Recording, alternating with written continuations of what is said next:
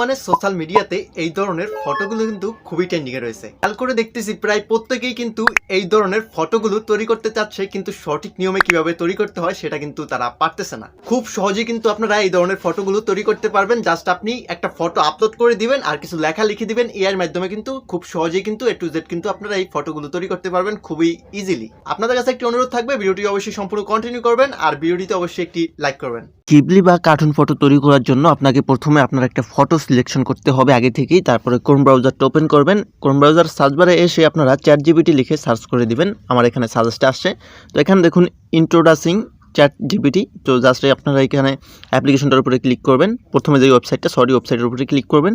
তো এখানে দেখতে পাচ্ছেন যে ডাউনলোড GPT ডেস্কটপ, তার উপরেই ট্রাই জিপিটি, জাস্ট এখানে একটা ক্লিক করে দিবেন।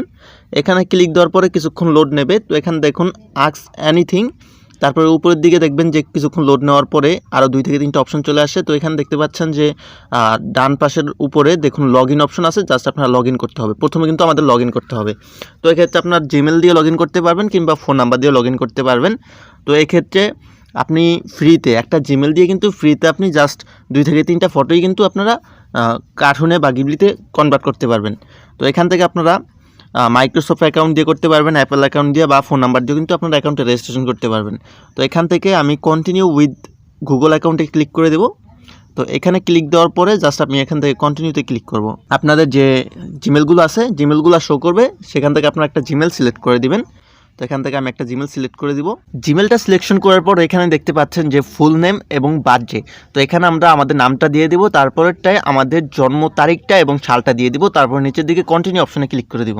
এইখানে নিচের দিকে দেখতে পাচ্ছেন যে 2 থেকে 3টা অপশন আছে, ফটো লাইব্রেরি, টেক ফটো আর ভিডিও, তারপরে হচ্ছে আপলোড ফাইল। তো এখান থেকে আপনারা যেই ফটোটা গিবলি বা কার্টুনে রূপান্তর করতে চান সেই ফটোটা আপনারা এখান থেকে আপলোড করবেন। এখানে দেখতে পাচ্ছেন আমাদের ফটোটা আপলোড হয়ে গেছে। তো এখানে দেখুন আস্ক এনিথিং, এখানে দেখুন make a studio Ghibli art, এই লেখাটা কিন্তু আপনারা লিখে দিতে হবে, একদম সেম টু সেম লিখে দিবেন।